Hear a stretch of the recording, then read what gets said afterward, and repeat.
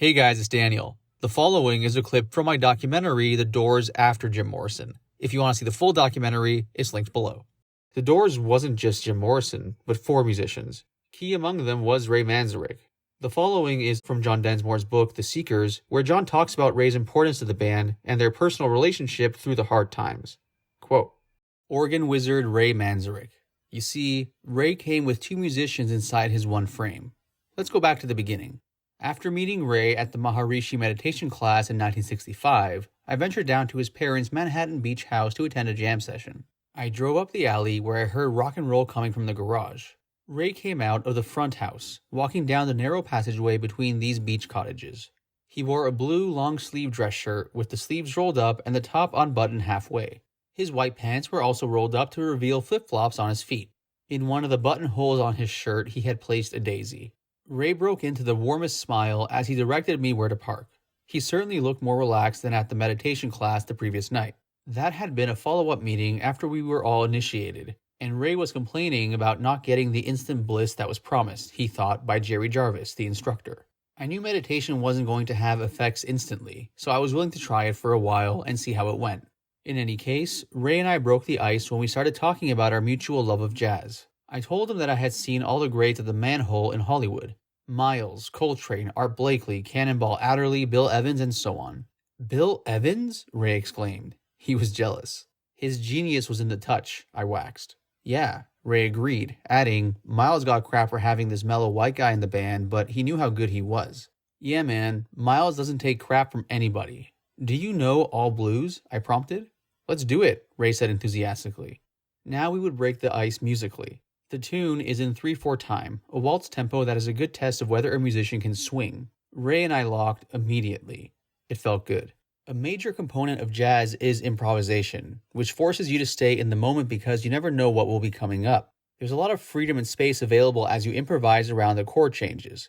In jazz improv or in guitar rock solos, mere speed doesn't guarantee the most creative solo, thank goodness.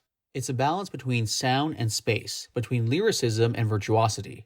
It's about breathing in and breathing out. Sometimes it's cool to show your stuff, demonstrating how fast you can play. But when it comes organically out of an entire solo, it's better. Kind of like being human. Sometimes we have to run, sometimes we get to chill. You can read about what happened after that jam session in all the other Doors books. The extremely important thing to know is that Ray was the first to see the magic in Jim Morrison. He even received flack from some of his fellow UCLA film students for hanging out with Jim. They thought Jim was too crazy. The first set of lyrics Ray gave me, I think intentionally, was for Break On Through to the Other Side. He had immediately resonated with Jim's connection to the world behind this world, or, to quote Michael Mead again, the world where this world came from, just as I did. Another extremely important musical moment happened a month later. We had been auditioning bass players and didn't seem to be getting anywhere. Ray said that he'd seen a Fender electric keyboard bass he wanted to try. I went with him to Glenn Waylich's Music City in Hollywood to check it out. After parking, we passed the display window of the musical instrument department, and there it was, sitting on top of a stand. It looked like a couple of octaves, 24 black and white keys with a silver chrome top. Let's go through the record department quickly, I said, because if we look at everything, we'll never get to the instrument department. Ray knew what I meant. Years before, I got stuck listening for hours in the record booths. What a great store. You could actually play something before you bought it. Started by Glenn Waylich's and songsmith Johnny Mercer, Music City was mecca for all Southern California music junkies. I drooled all over Coltrane's LPs in that booth, I said, as we passed the brown mahogany listening section and entered the musical instruments department. Ray asked if he could play the keyboard bass, and the rep plugged it into an amp. Ray began doing those repetitive lines he was experimenting with on our new songs. I'm thinking of playing this with my left hand and the organ with my right. It sounds like it has enough punch, I said. We didn't want the bass to sound so mushy, which would have been a trap without a separate bass player plucking a string. Remember, this was before the advent of synthesizers and computers, which eventually could duplicate almost any sound in the world. The keyboard bass was a few $100, significant money then, but we bought it.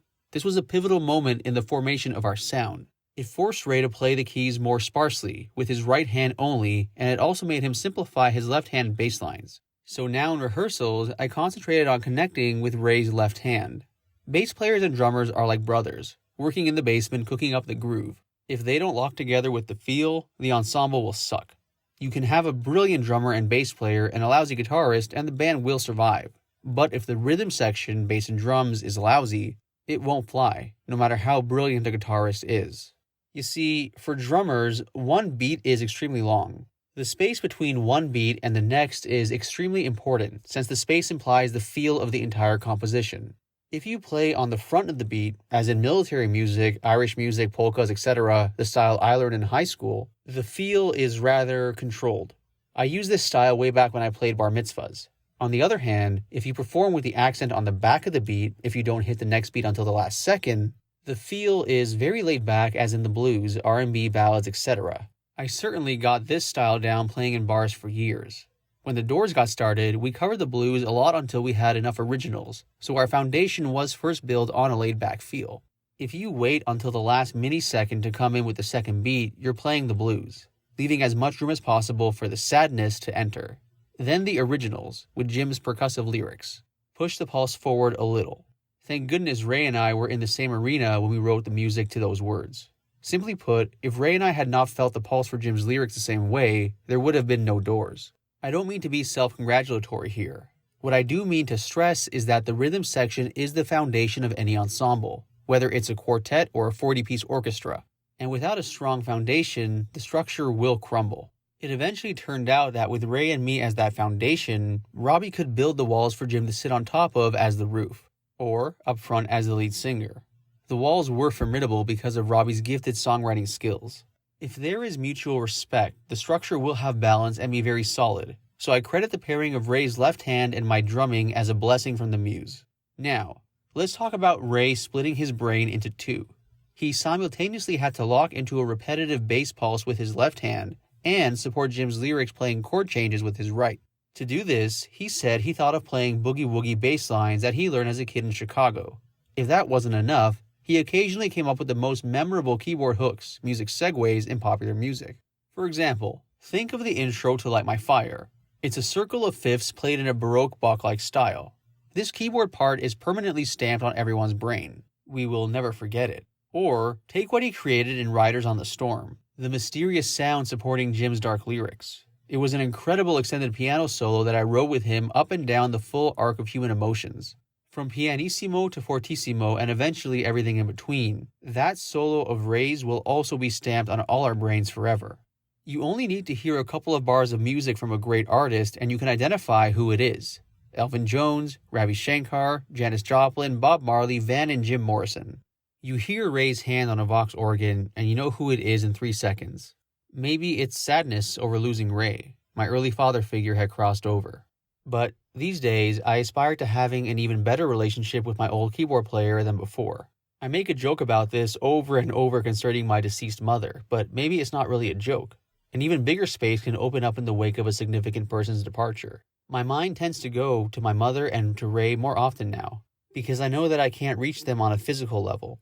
For instance, having dinner in a French restaurant, I flip my fork over like Europeans do and immediately think of Ray. He and his wife Dorothy always ate that way, looking like sophisticated continental diners. As a 20-year-old, I was intimidated by their sophistication. I felt clumsy with my less refined manners. My self-esteem did get a lift, however, when we toured France. My simplified French served me well, while Ray and Dorothy retreated into silence. When I was young, I aspired to be like the extremely cultured ivory tinkler in our band, and I'm still working on it. Back then, Ray was exceptionally well-read, and now I'm catching up. He is still my teacher, now more than ever. I recently had some medical issues around my abdomen, burst appendix, the same area of the body that took Ray out. My compassion for him has increased twofold now that my own experience has made me more aware of how he must have suffered. Okay, I'm sure some of you readers right now are thinking, it's sweet that John is talking to the dead Ray, but let's get real. There's no actual communication once people you knew break on through to the other side. All I can say is, it's more than just mental candy, this expectation that I'm going to jam again with Ray in that big band in the sky. Musicians are serious when they talk about all the incredible musicians now playing in God's orchestra.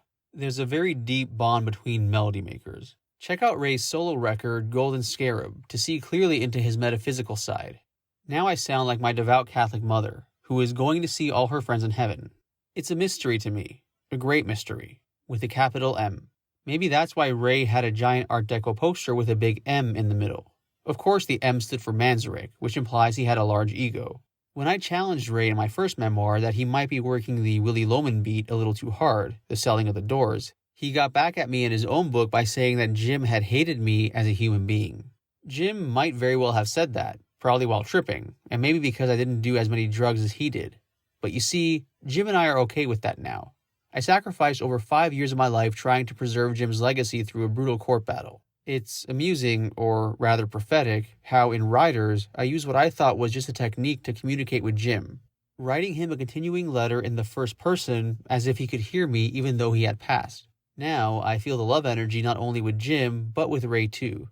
Toward the end of our career, a philosophical gap grew between Ray and me. You can read all about it in The Doors Unhinged, but here it suffices to say that I was so angry at him, I felt it would take several incarnations to forgive him. Now, writing Unhinged helped. As I wrote the last chapter of that book, how could I not love Ray? We had created magic together in a garage so many years ago. I sent that last chapter to Ray and Robby before the book was published, to make sure they got to that section, because the first half was going to be a tough pill for them to swallow. But even among those philosophical and personal struggles, the two of us never lost the almost telepathic communication we had on the musical level. He was comfortable, as I was, with venturing outside traditional rhythmic and chord structures, but he also knew that eventually you had to get back or you would leave the cosmos and your audience behind. When to come back is the question, and that is one that can only be answered intuitively. Ray and I were completely in sync when it came to finding common musical ground. The musical ground each of us brought to our partnership fed us well and fertilized our unique sound and feel. With my drums and Ray's left hand as the bottom, Robby Krieger's liquid guitar completed the sound. The resulting melting pot was an American gumbo that Jim obviously couldn't get enough of. I say that not out of arrogance. Just think about it. Here was a guy who had never sung before and who, after getting over his shyness, sang from the bowels of his vocal cords. He was in heaven, lying on the bed of sound we made for him. Without Manzarek, our quartet would have sounded like a three-legged dog. When I heard that Ray was getting really sick, I gave him a call. Our relationship had obviously been strained, so I was very pleased that he picked up the phone. We talked about his bout with cancer, and I said to give his wife Dorothy my love. At the time, I didn't know it was going to be my last conversation with him. I'm so grateful that we had a closing talk. I will forever miss this remarkable, gifted musician. After Ray passed, I called Robby, told him death trumps everything, suggested we get together. It felt so good. After only a few bars, we were back in the garage in Venice, California.